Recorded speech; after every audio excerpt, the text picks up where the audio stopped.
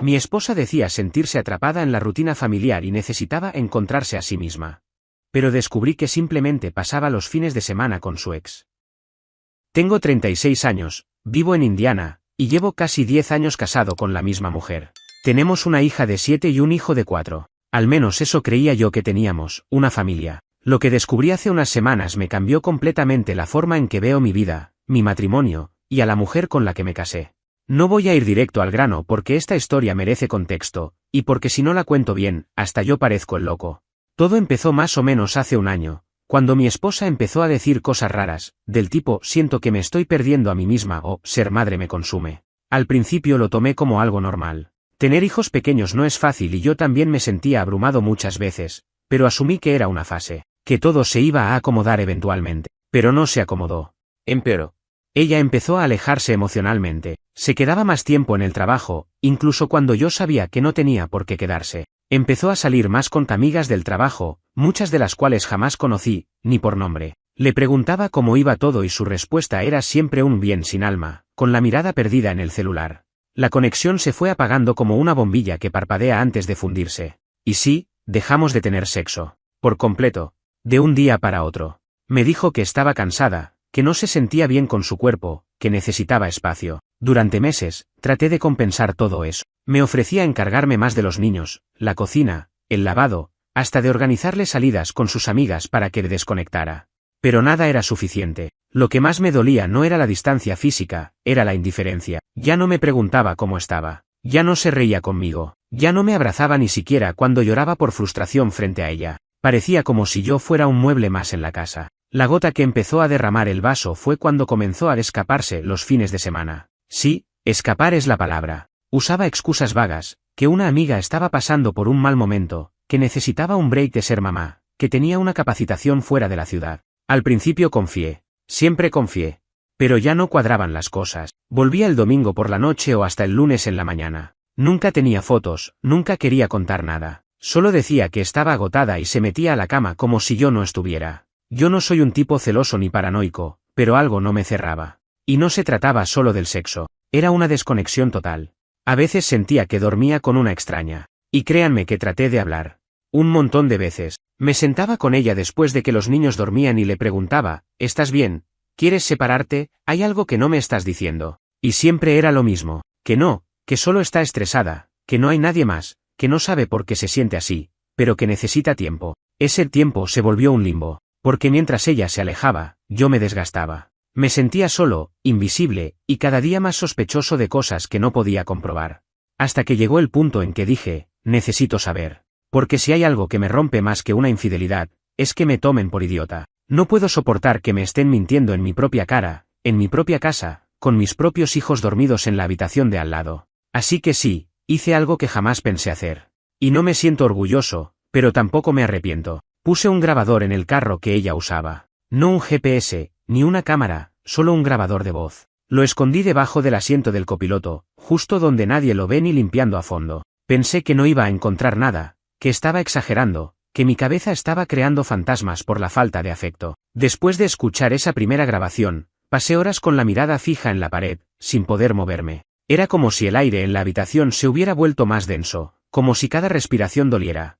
El archivo de audio duraba poco más de 30 minutos, pero bastaron los primeros 5 para que algo dentro de mí se quebrara por completo. Era su voz, esa misma voz que durante años me decía que me amaba, que me elegía cada día, ahora hablándole a alguien más con una calidez que hacía meses no usaba conmigo. Al principio eran risas, risas genuinas, de esas que se le escapaban cuando recién empezábamos a salir. Hacía mucho que no la escuchaba reír así. Hablaban de cosas cotidianas, pero con una complicidad asquerosamente evidente. Luego la conversación cambió de tono. Empezaron a hablar sobre escaparse juntos, sobre las veces que ya lo habían hecho sin que yo sospechara nada. Hablaban con una libertad brutal. Como si yo fuera un estorbo, una especie de figura decorativa que seguía existiendo en el fondo, sin importarles una mierda. Ella dijo algo que no voy a olvidar jamás. Él no tiene ni idea, me ve como una madre agobiada, una esposa saturada, ni se imagina que lo único que me agobia es seguir fingiendo que me importa. Palabra por palabra. Y ahí fue donde me quebré. Dejé de escuchar.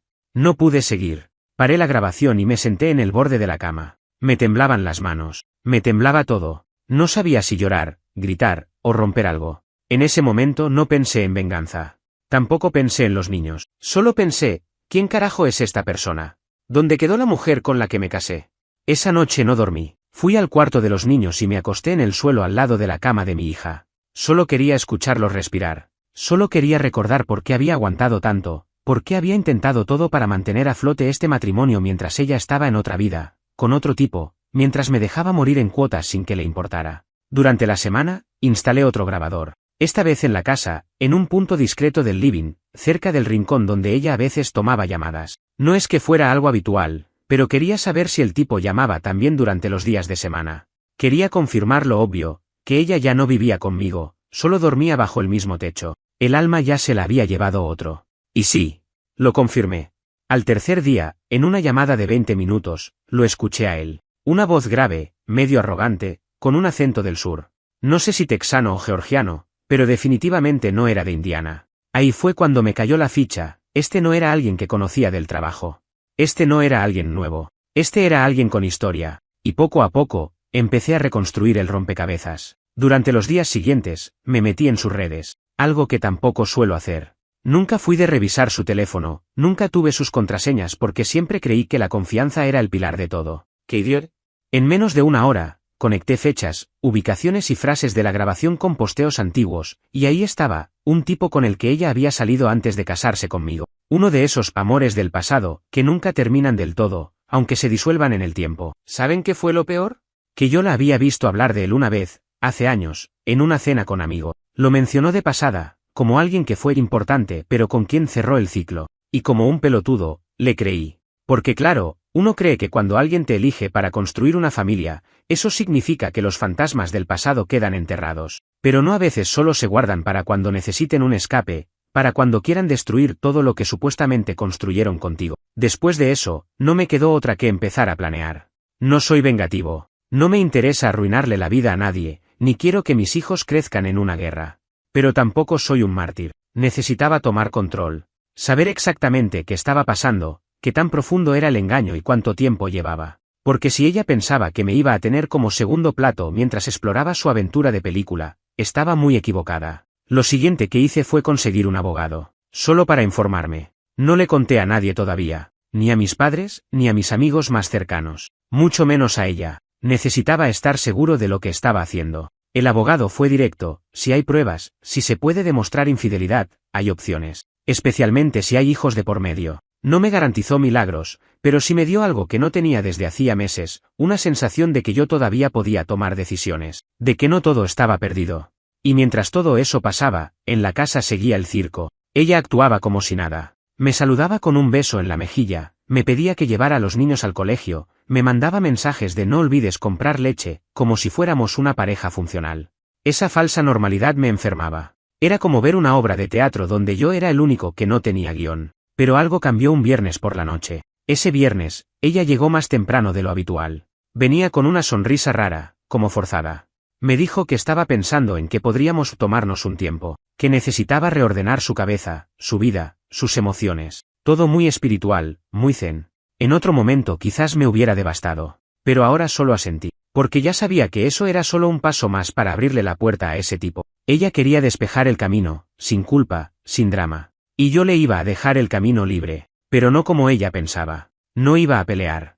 No iba a rogar. No iba a preguntar por qué.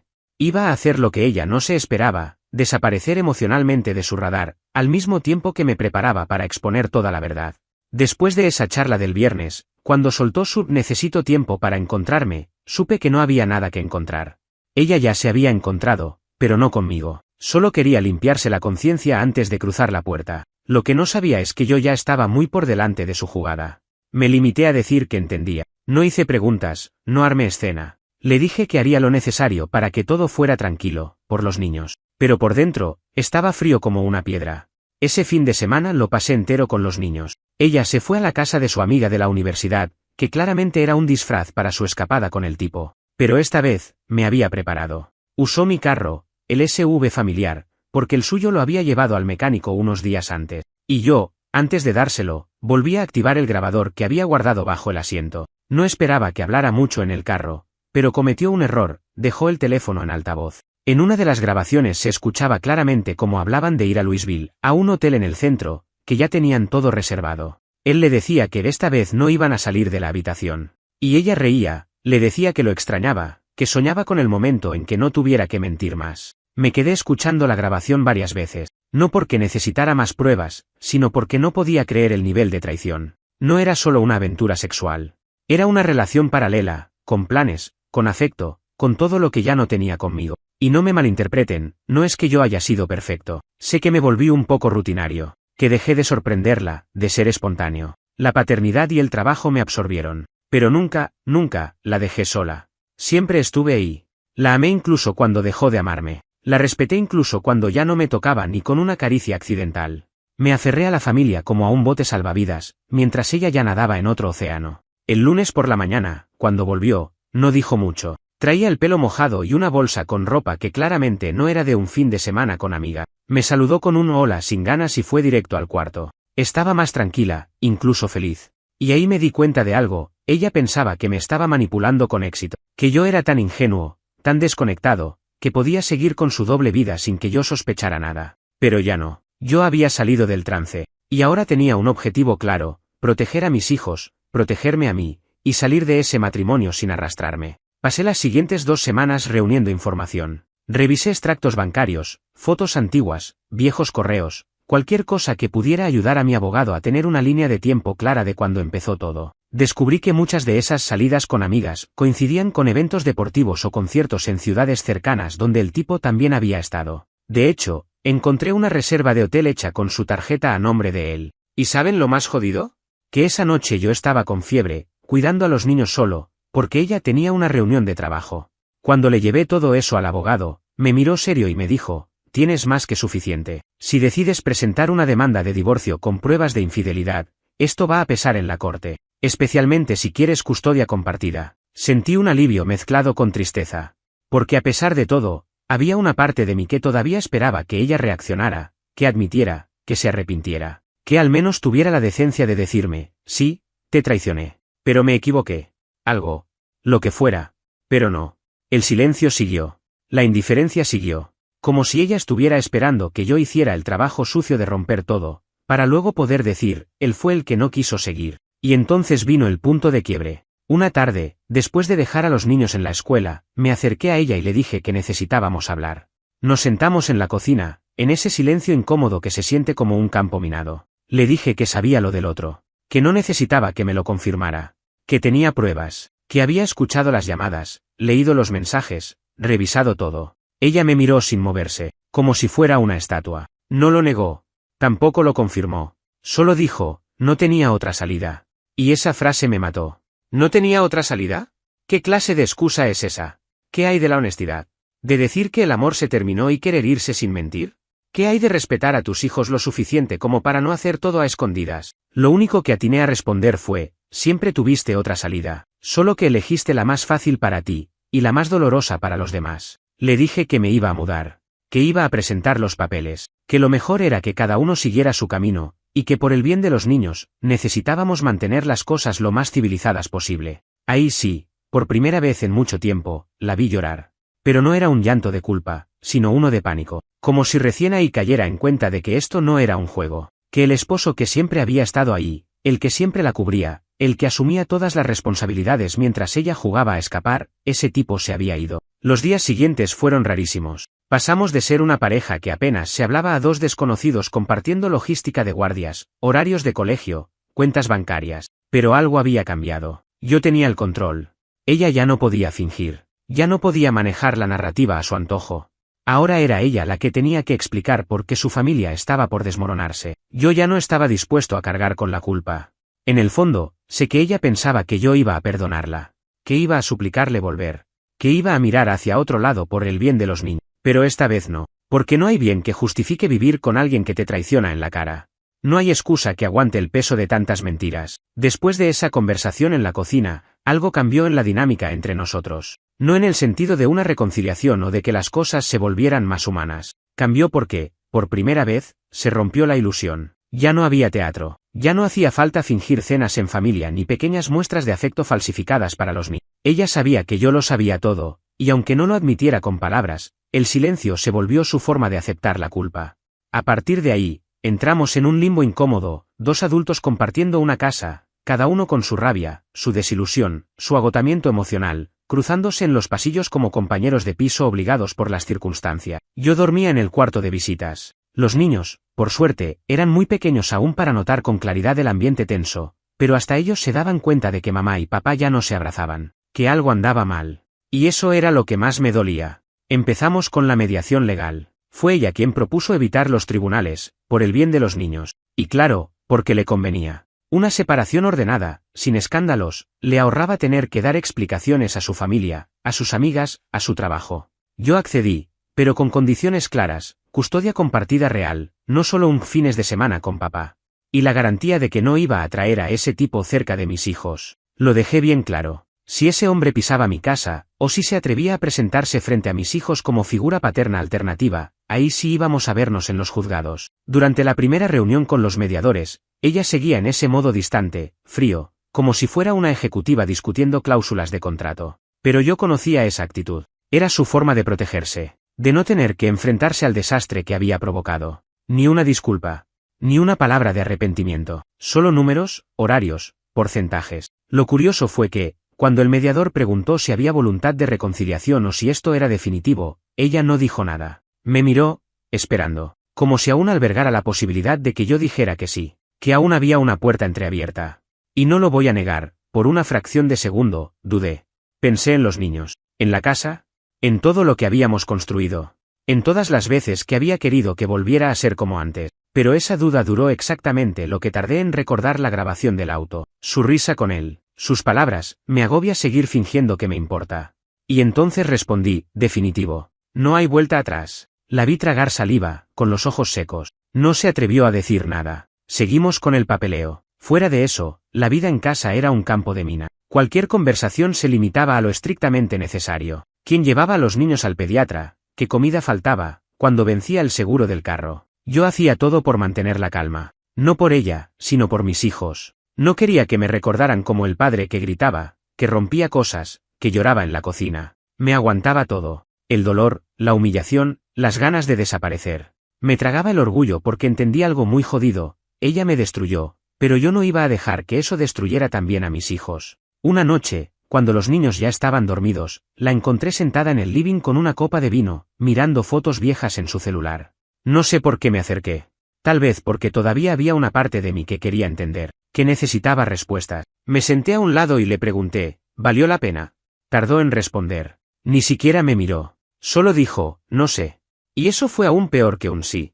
Porque si al menos me hubiera dicho que sí, que fue feliz, que encontró algo que con nosotros no tenía, entonces podía odiarla con claridad.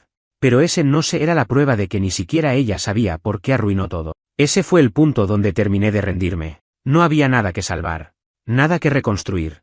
Me levanté sin decir más y volví al cuarto. A los 2 días, empecé a buscar departamentos para mudarme. Conseguí uno pequeño en las afueras de la ciudad, cerca de donde iba a quedar el nuevo colegio de los niños. El plan era simple, ella se quedaba en la casa familiar hasta que se definiera la venta, y yo me iba con lo básico. Mis cosas, algunos muebles, y toda la dignidad que me quedaba. El día que me mudé, fue extraño. No hubo escena de despedida. No hubo lágrimas. Ni siquiera hubo palabras. Solo agarré mis cosas, besé a mis hijos, y cerré la puerta. Supongo que esperaba que ella saliera a decir algo, cualquier cosa.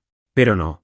Me dejó ir sin intentar detenerme. Quizá porque pensaba que aún me iba a tener cerca, que aún podía manejarme, que eventualmente volvería. Lo que no sabía era que yo, en ese momento, ya había desaparecido emocionalmente de su mundo. Ya no era su esposo, ya no era su compañero, ya no era su contención. Ahora era otra cosa, el hombre que se iba a encargar de exponer todo, pero a su tiempo, con inteligencia, con pruebas, sin perder el control. Y mientras todo eso pasaba, el tipo seguía ahí. Cada tanto encontraba rastros en los mensajes que ella aún dejaba abiertos en el iPad que usaban los niños. No mensajes románticos, sino conversaciones estratégicas, planes, posibilidades de mudarse juntos, búsquedas de alquileres en otras ciudades. Todo muy medido, muy controlado. Como si estuvieran esperando a que todo se apagara por completo para oficializar lo que ya era evidente. Pero lo peor de todo es que él hablaba de mis hijos como si fueran un proyecto que estaba por asumir. Cuando vivamos juntos, puedo ayudarlos con el fútbol. Tal vez deberíamos buscar una casa cerca de su colegio. Eso me encendía por dentro. No había derecho. Por eso, en la siguiente reunión con el abogado, fui claro. Iba a pelear por un régimen de visitas amplio. Iba a involucrar a un mediador familiar si era necesario. Iba a documentar cada cosa, porque si ella pensaba que iba a reemplazarme, o que yo iba a desaparecer del mapa, estaba muy equivocada. No sé cómo se sentirá esto desde afuera. Tal vez parezco exagerado, tal vez alguien piense que debería dejar ir y rehacer mi vida, pero no es tan fácil. No cuando pusiste todo lo que tenías en una persona y esa persona eligió quemarlo todo mientras te miraba a los ojos y decía que necesitaba encontrarse. Instalarme en el nuevo departamento fue como entrar en otra vida. El lugar era pequeño, modesto, con las paredes todavía oliendo a pintura fresca y un silencio que al principio dolía más que aliviaba. Pasé la primera noche en un colchón en el piso, rodeado de cajas que ni siquiera tenía ganas de abrir. No había televisión, ni sofá, ni muebles bonitos, solo yo, mi mochila, y un montón de recuerdos girando en la cabeza como murciélagos descontrolados. Pero por primera vez en meses, dormí sin sentir que estaba siendo observado, juzgado o ignorado. No me voy a sentar acá a decir que todo fue liberador y que de repente empecé a vivir mi mejor vida. Eso es bullshit. Lo que sentía era una mezcla rara de libertad con duelo. Me costaba cocinar solo, me costaba comer solo, me costaba levantarme y no escuchar a mis hijos gritar desde su cuarto a las 6 de la mañana. Había momentos en que me sentaba en el borde de la cama y pensaba, ¿qué carajo pasó? ¿Cómo llegamos hasta acá?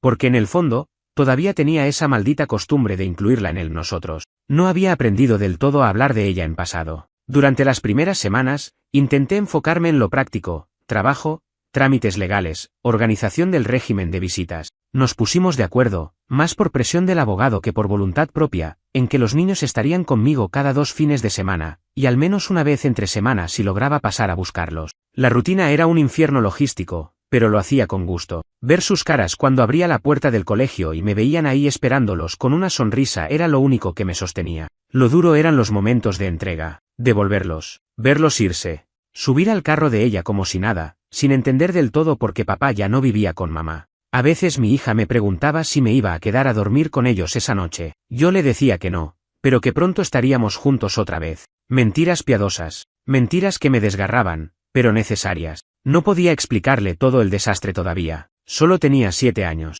Mientras tanto, ella seguía en su papel de víctima silenciosa. Nunca enfrentó la conversación. Nunca pidió disculpas. Nunca explicó nada. Pero hacía lo posible por mantener su imagen limpia con los demás. Con sus amigas, con su familia, con los maestros de los niños. Todo seguía girando alrededor de la narrativa de nos estamos separando porque ya no funcionábamos como pareja, como si lo nuestro hubiera muerto por desgaste y no por traición. Esa mentira me ardía. Me mordía la lengua cada vez que alguien me preguntaba con cara de pena, pero están bien, fue en buenos términos. Quería gritar la verdad. Pero no lo hacía. Hasta que un día me cansé. No fue algo planeado. Simplemente pasó.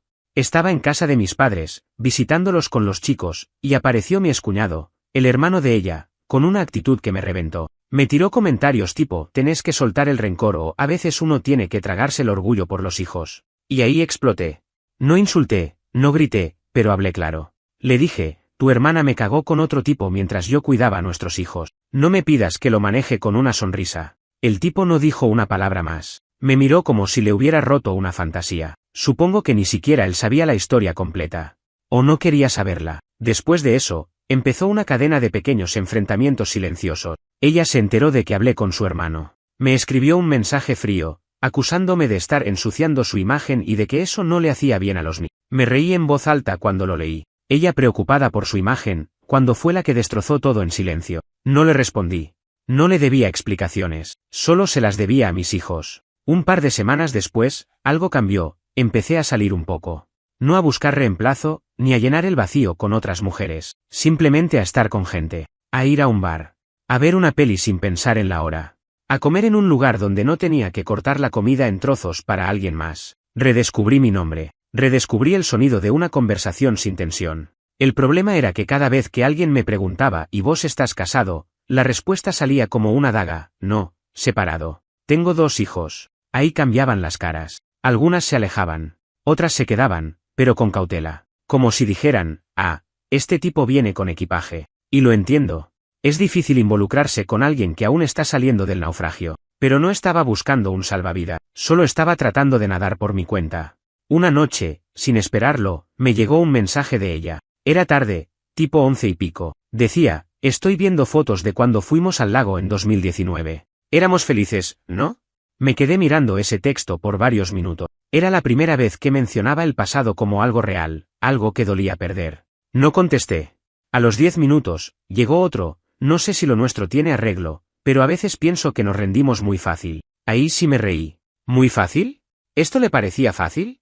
A la mañana siguiente, durante la entrega de los niños, ella intentó iniciar conversación. Me dijo que había estado pensando mucho, que no sabía qué le pasaba, que a veces sentía que necesitaba escapar, y que se había equivocado en la forma. Pero no fue una confesión. No fue una disculpa. Fue una de esas maniobras que hacen las personas que no quieren cargar con la culpa.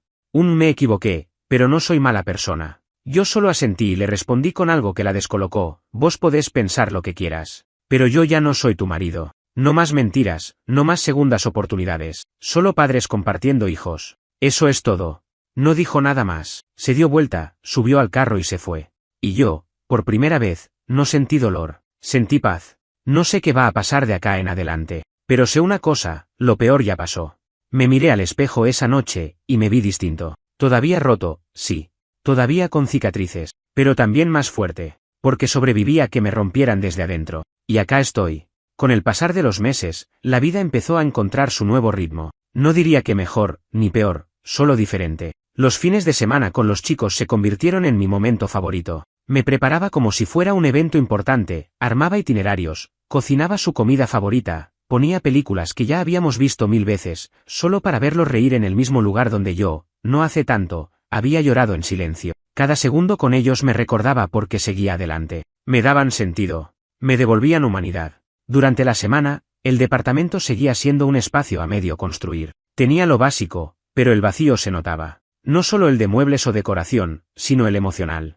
A veces me quedaba escuchando los audios de los niños que me mandaban por WhatsApp: papá, te extraño, papá, mira lo que dibujé, y ahí sí, me partía. Porque más allá de todo lo que había hecho bien o mal, había algo que no podía controlar: no tenerlos todos los días, no verlos dormir, no estar ahí cuando se despiertan en mitad de la noche buscando agua o un abrazo. Esa pérdida no tiene reemplazo. Del otro lado, ella empezó a mostrarse más comunicativa. Ya no en plan confrontativo, sino como si quisiera abrir una ventana chiquita a algo parecido al arrepentimiento. Me mandaba fotos de los chicos jugando, me decía cosas como: hoy me preguntaron por vos todo el día, o están contando los días para verte. Y aunque esas palabras parecían dulces, yo ya conocía el juego. Era un anzuelo disfrazado. Un intento de mantenerme emocionalmente cerca, sin asumir realmente lo que hizo. Nunca me dijo lo arruiné.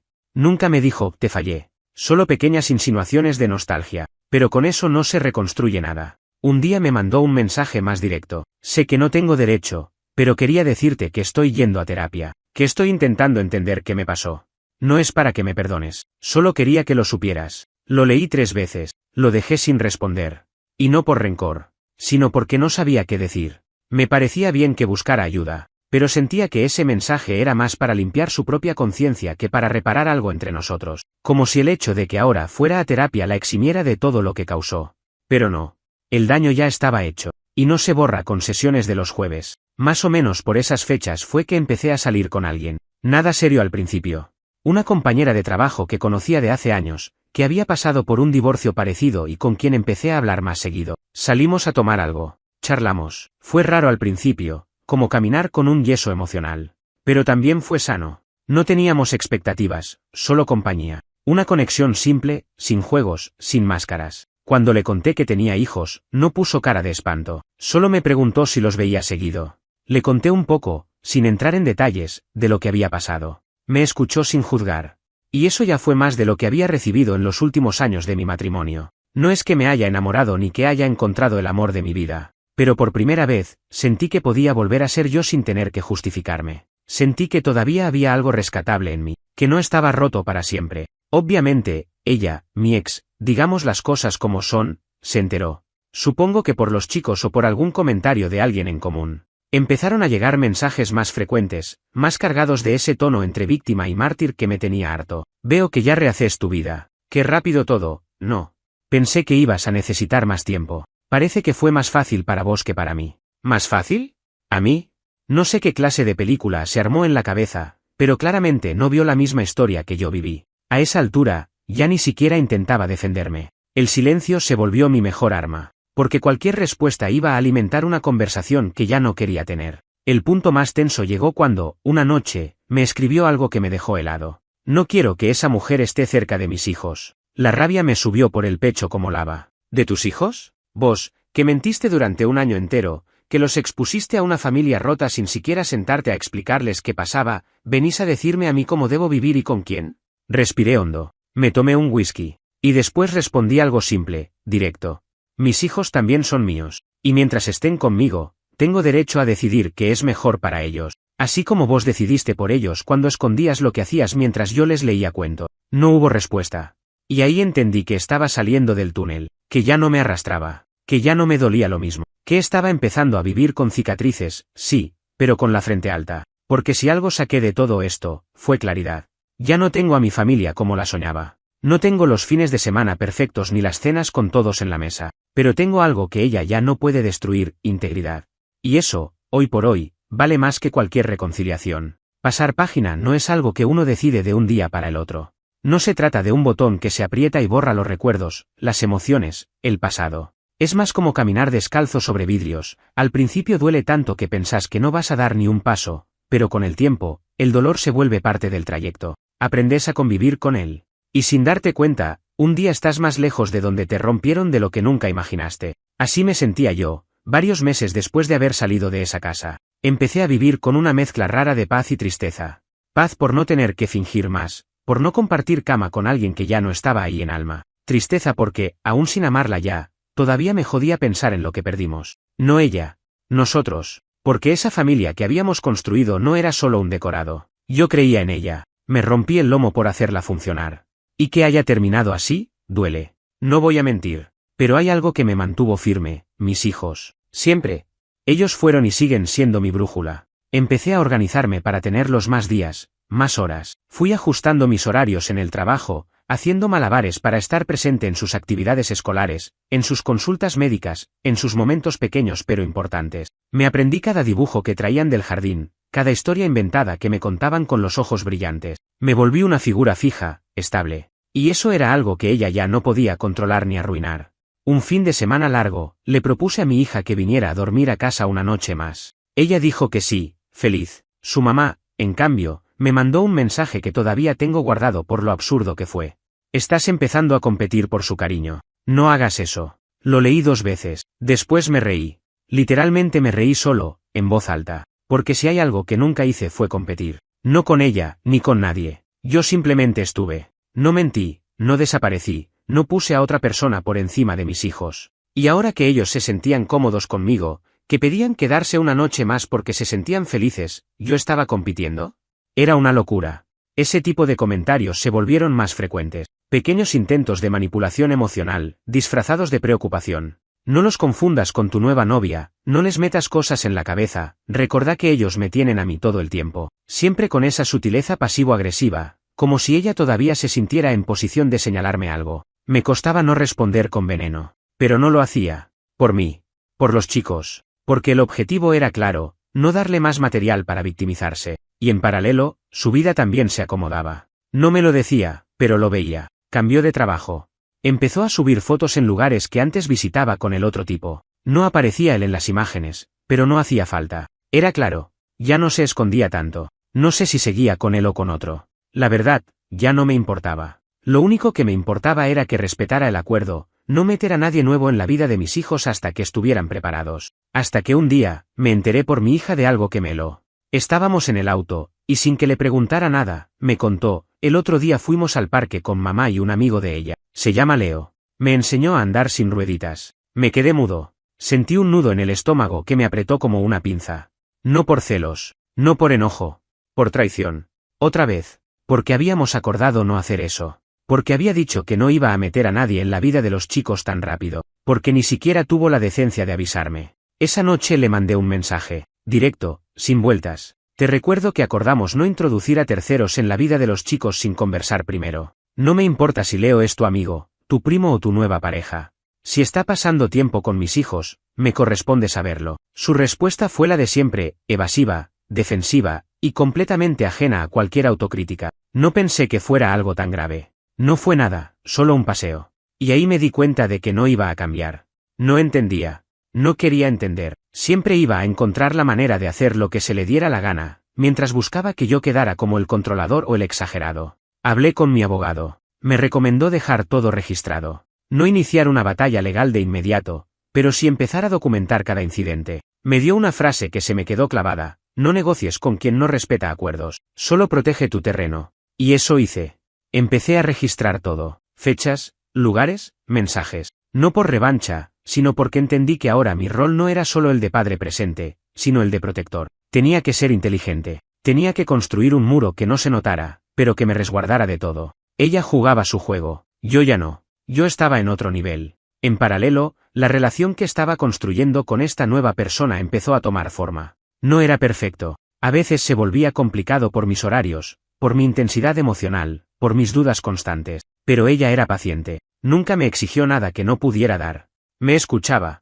Me dejaba espacio cuando lo necesitaba. Y más de una vez me dijo algo que me marcó: no tenés que demostrarme nada, solo tenés que estar. Eso, para alguien que venía de años de tener que esforzarse por ser visto, era un alivio que no sabía cuánto necesitaba. Y acá estoy. Meses después. Más cerca del cierre que del comienzo. Más claro, más tranquilo, pero también más consciente del precio que todo esto tuvo. No quiero romantizar nada. Separarse con hijos no es un acto de liberación espiritual ni una etapa de crecimiento empoderador como te venden en algunos lados. Es duro, desgastante, te deja cicatrices que no se ven, pero que están ahí, activándose en cualquier momento, como si tu cuerpo tuviera memoria de lo que fue amar a alguien que no te respetó. El divorcio ya está legalmente cerrado. Custodia compartida con horarios definidos, acuerdo económico firmado, cada uno con su dirección oficial.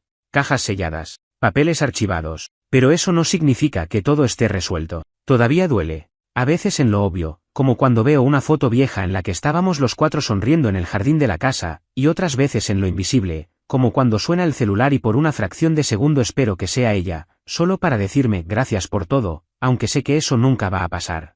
Ella se quedó en la casa. La misma que empezamos a construir con ilusión, donde pensábamos en poner una hamaca en el porche, donde discutíamos colores para el cuarto del nene antes de que naciera. Ahora es solo suya. Acordamos que los chicos deberían tener un lugar estable. Y la casa, más allá de todo, lo era. A veces paso por ahí para dejarlos o buscarlos, y me detengo un segundo en la vereda, mirando cómo las luces están encendidas en el comedor, imaginando cómo será la vida adentro ahora. Otra rutina, otro tono, otro olor. Y yo del otro lado, como si fuera un visitante más. Un extraño. Pero lo acepto, porque entendí que el apego a lo que fue es el peor ancla que uno puede arrastrar. Ya no peleo por lo que perdí. Me enfoco en lo que tengo: tiempo con mis hijos, una relación genuina con ellos, y un presente que no me obliga a mentirme todos los días para sobrevivir. No vivo con una mujer que me mira sin verme. No tengo que fingir risas frente a amigos mientras por dentro me estoy desmoronando. Y eso, aunque parezca poco, es muchísimo. La relación con la mujer que conocí después sigue creciendo. No como un cuento de hadas. No hay fuegos artificiales ni promesas eternas. Hay paciencia, conversaciones reales, silencios compartidos que no incomodan. Hay espacio para ser quien soy, con mis heridas y mis reservas. Ella no intenta rescatarme. Me acompaña. Me deja ser. Me hace reír. Y después de tanto, eso es oro. ¿Ella? La madre de mis hijos sigue en su mundo. No me importa si sigue con el mismo tipo o si cambió de pareja.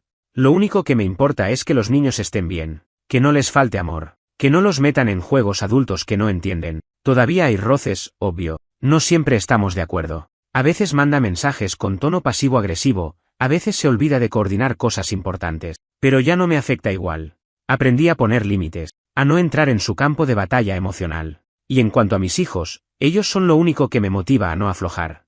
El otro día mi hija me dijo algo que me derritió y me reconstruyó al mismo tiempo. Estábamos en el parque, y mientras se amacaba, me miró y me dijo: «Papá, me gusta estar con vos porque estás feliz cuando estamos juntos». Esa frase me tocó más que cualquier terapia, porque me di cuenta de que, a pesar de todo, algo hice bien. Me vieron presente, me vieron firme, me vieron sin odiar, me vieron sin desaparecer. Lo más jodido de todo este proceso fue entender que podés amar profundamente a alguien y aún así, tener que dejarlo ir, porque no siempre el amor basta. Porque hay líneas que, una vez cruzadas, no tienen vuelta. Porque podés perdonar, sí, pero eso no significa que tengas que volver. Y porque seguir en una relación donde ya no sos respetado no es amor, es abandono de uno mismo.